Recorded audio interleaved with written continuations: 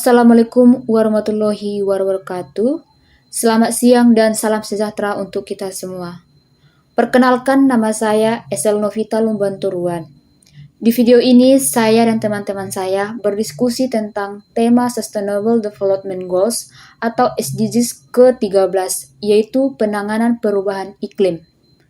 Kami dari kelompok 1 membahas tentang topik pertama, yaitu membuka kawasan hutan untuk pembangunan. Di sini saya akan menjelaskan nomor 1, yaitu pengantar dan konteks global. Kami akan membahas topik yang sangat krusial dan relevan dengan masa depan bumi tentang hubungan antara menjaga lingkungan, penanganan perubahan iklim, dan implikasi pembukaan kawasan hutan dan pembangunan. Perubahan iklim bukan lagi isu teoritis, dampaknya sudah kita rasakan di berbagai belahan dunia, termasuk di Indonesia dengan cuaca ekstrim, kenaikan permukaan air laut, dan gangguan ekosistem. Di sisi lain, kita juga dihadapkan pada kebutuhan untuk terus membangun ekonomi yang sayangnya seringkali dianggap memerlukan pengorbanan lingkungan, terutama dengan pembukaan hutan. Sesi ini akan mengupas tuntas dilema dan mencari jalan keluar yang berkelanjutan. Kita akan mulai dengan membahas betapa pentingnya hutan dalam memerangi perubahan iklim, kemudian melihat dampak buruk pembukaan hutan, dan akhirnya mendiskusikan solusi-solusi yang dapat kita ambil. Nama saya Ima Putri Ambarita. Saya menjelaskan peran hutan sebagai penyerapan karbon atau carbon sink. Salah satu peran paling vital hutan dalam mitigasi perubahan iklim adalah kemampuannya sebagai carbon sink melalui proses fotosintesis yang kita pelajari di sekolah atau tumbuhan, termasuk pohon di hutan. Menyerap karbon dioksida atau CO2 dari atmosfer atau CO2 ini kemudian diubah menjadi biomasa seperti kayu, daun, dan akar, serta melepaskan oksigen O2 yang kita hirup. Semakin luas dan semakin sehat hutan, maka semakin banyak CO2 yang dapat diserap dan disimpan. Bayangkan hutan sebagai paru-paru bumi yang tidak hanya menghasilkan oksigen tetapi juga aktif membersihkan udara dari salah satu gas rumah kaca utama menyebabkan pemanasan global. Data menunjukkan bahwa hutan menyimpan sejumlah besar karbon dalam biomasa dan tanahnya, menjadikan aset penting upaya menstabilkan iklim global. Perkenalkan, nama saya Tri Aditya Pramudikta. Saya dari kelompok 1 dan ingin menjelaskan tentang apa itu peran hutan sebagai penghasil oksigen dan regulator iklim. Selain menjadi penyerap karbon yang handal, hutan juga merupakan sumber utama oksigen bagi kehidupan di bumi. Proses fotosintesis yang sama menghasilkan oksigen sebagai produk sampingan yang esensial bagi pernapasan makhluk hidup. Lebih dari itu, hutan juga berperan penting dalam regulasi iklim, baik dalam skala mikro maupun makro. Di tingkat lokal, keberadaan hutan mempengaruhi suhu dan kelembapan udara di sekitarnya. Kanopi pohon yang lebat memberikan keteduhan yang mengurangi penguapan air dari tanah. Di tingkat regional dan global, hutan mempengaruhi pola curah hujan melalui proses evapotranspirasi, yaitu pelepasan uap air dari daun ke atmosfer. Hilangnya hutan dapat mengganggu siklus hidrologi ini, yang berpotensi menyebabkan kekeringan ataupun banjir di wilayah sekitarnya. Saya Anita Buatarigan. Di sini saya akan menjelaskan peran hutan dalam pencegahan bencana alam. Hutan juga memainkan peran krusial dalam melindungi kita dari berbagai bencana alam yang seringkali diperparah oleh perubahan iklim. Sistem perakaran pohon yang kompleks dan kuat bekerja seperti jaring yang menahan partikel-partikel tanah, sehingga secara signifikan mengurangi risiko erosi dan tanah longsor, terutama di daerah perbukitan dan lereng. Selain itu, hutan memiliki kemampuan alami untuk menyerap dan menahan air hujan dalam jumlah besar. Vegetasi hutan memperlambat aliran air permukaan, memberikan waktu bagi air untuk meresap ke dalam tanah dan mengisi kembali dengan cadangan air tanah. Dengan demikian, Keberadaan hutan membantu mengurangi resiko banjir bandang dan menjaga ketersediaan air bersih yang sangat penting di tengah perubahan iklim yang tidak menentu. Perkenalkan, nama saya Daniel Sinaga. 5. Dampak deforestasi terhadap emisi gas rumah kaca. Ketika hutan dibuka, terutama melalui pembakaran untuk keperluan lahan pertanian atau perkebunan, sejumlah besar karbon yang tersimpan dalam biomasa pohon dan tanah dilepaskan kembali ke atmosfer dalam bentuk karbon dioksida. Proses ini menjadikan deforestasi sebagai salah satu penyumbang signifikan emisi gas rumah kaca secara global. Bahkan emisi dari deforestasi dan degradasi hutan menyumbang persentase yang cukup besar dari total emisi global. Pelepasan karbon ini tidak hanya mempercepat pemanasan global, tetapi juga menghilangkan potensi hutan untuk terus menyerap karbon di masa depan. Jadi, menebang hutan sama dengan melepaskan bom karbon ke atmosfer dan menghilangkan penyerap karbon alami kita. Perkenalkan, nama saya Julianus Elroy Ginting. Di sini saya akan menjelaskan tentang dampak deforestasi terhadap kemampuan menyerap karbon dan perubahan tata air. Selain melepaskan karbon yang tersimpan, deforestasi secara langsung mengurangi kemampuan bumi untuk menyerap CO2 di masa depan. Dengan berkurangnya luas hutan, maka berkurang pula paru-paru yang aktif membersihkan udara kita. Dampak lain yang signifikan dari pembukaan hutan adalah terganggunya tata air. Tanpa tutupan hutan, air hujan akan langsung mengalir di permukaan tanah, mempercepat erosi dan mengurangi penyerapan air ke dalam tanah. Hal ini dapat menyebabkan kekeringan di musim kemarau karena berkurangnya cadangan air tanah dan meningkatkan risiko banjir di musim hujan karena tidak ada lagi vegetasi yang menahan aliran air. Siklus hidrologi yang sehat menjadi terganggu, yang berdampak pada ketersediaan air bersih bagi kehidupan dan pertanian. Perkenalkan, nama saya Krishna Rizky Fernando Sirait.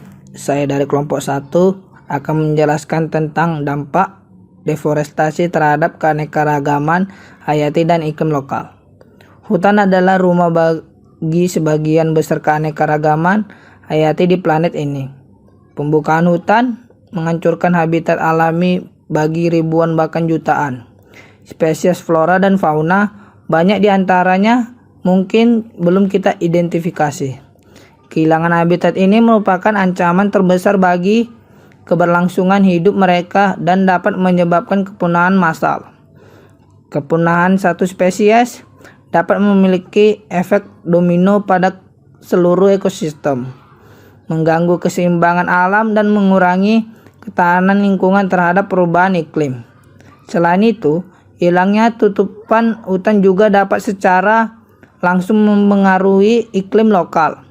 Tanpa naungan pohon, suhu permukaan tanah dan udara dapat meningkat secara signifikan, menciptakan efek pulau panas di wilayah yang dulunya hutan. Hal ini dapat berdampak pada kenyamanan hidup, kesehatan, dan produktivitas pertanian. Terima kasih.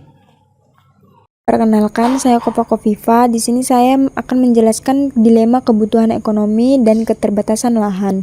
Salah satu tantangan terbesar dalam menjaga hutan adalah adanya kebutuhan ekonomi yang sering kali mendorong pembukaan lahan hutan, pertanian skala besar, perkebunan komoditas seperti kelapa sawit dan karet, pembangunan infrastruktur seperti jalan dan bendungan, serta kegiatan industri pertambangan seringkali dianggap memerlukan pembukaan kawasan hutan.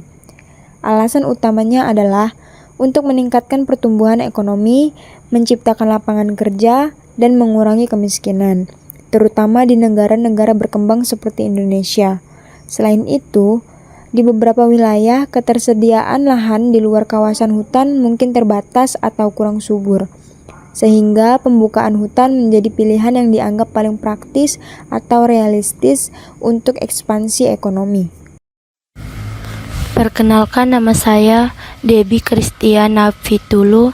Saya akan menjelaskan tentang dilema konflik kepentingan dan solusi perencanaan tata ruang. Dalam pengelolaan kawasan hutan, seringkali terjadi tarik-menarik kepentingan antara berbagai pihak. Pemerintah dengan target pembangunan ekonominya, perusahaan dengan notip keuntungan. Masyarakat adat dengan hak-hak tradisionalnya dan aktivitas lingkungan dengan fokus pada pelestarian. Konflik ini dapat menghambat upaya pelestarian hutan. Salah satu solusi kunci untuk mengatasi dilema ini adalah melalui perencanaan tata ruang yang berkelanjutan. Ini berarti mengintegrasikan aspek-aspek lingkungan ke dalam perencanaan. Penggunaan lahan di tempat wilayah dan nasional. Kawasan-kawasan hutan yang memiliki nilai konservasi tinggi harus diidentifikasi dan dilindungi secara tegas.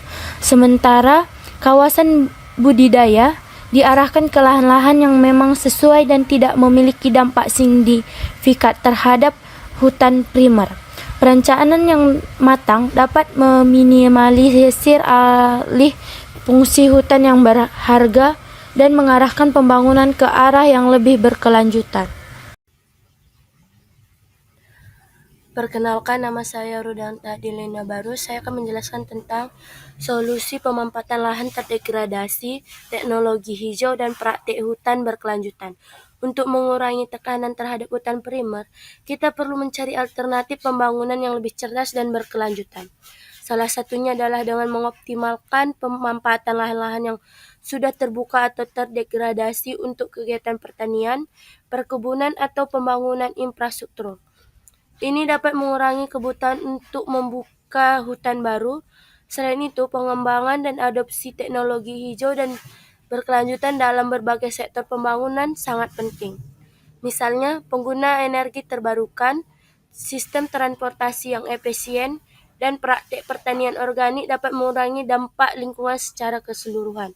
Di sektor kehutanan sendiri, praktik pemanfaatan hutan berkelanjutan seperti penebangan terkontrol dengan sistem tebang pilih dan tanam kembali, serta pengelolaan hutan berbasis masyarakat yang memperhatikan keseimbangan ekosistem dapat menjadi solusi untuk tetap mendapatkan manfaat ekonomi dari hutan tanpa merusaknya secara permanen. Saya Kitroni Roberto Harahap. Di sini saya akan menjelaskan nomor 11, yaitu tentang solusi konservasi, insentif ekonomi, keterlibatan masyarakat, dan penegakan hukum. Upaya pelestarian hutan yang masih utuh dan restorasi kawasan hutan yang telah rusak adalah langkah krusial dalam penanganan perubahan iklim dan menjaga keanekaragaman hayati. Pemerintah dan berbagai pihak perlu meningkatkan upaya konservasi melalui penetapan kawasan lindung dan pengawasan yang efektif. Selain itu, memberikan insentif ekonomi kepada pihak-pihak yang aktif menjaga dan melestarikan hutan, seperti melalui skema pembayaran jasa lingkungan. Misalnya, kompensasi bagi masyarakat yang menjaga hutan sebagai penyedia air bersih dapat menjadi motivasi yang kuat. Keterlibatan masyarakat lokal dan adat dalam pengelolaan hutan dengan menghormati hak-hak mereka dan memanfaatkan pengetahuan tradisional mereka juga sangat penting untuk keberhasilan pelestarian. Terakhir, penegakan hukum yang tegas terhadap pelaku perusakan lingkungan dan penebangan liar adalah kunci untuk memberikan efek jera dan melindungi hutan kita demi masa depan yang lebih baik. Sebagai kesimpulan, menjaga lingkungan, terutama hutan, bukanlah hambatan bagi pembangunan, melainkan investasi jangka panjang untuk keberlanjutan ekonomi dan kesejahteraan kita bersama.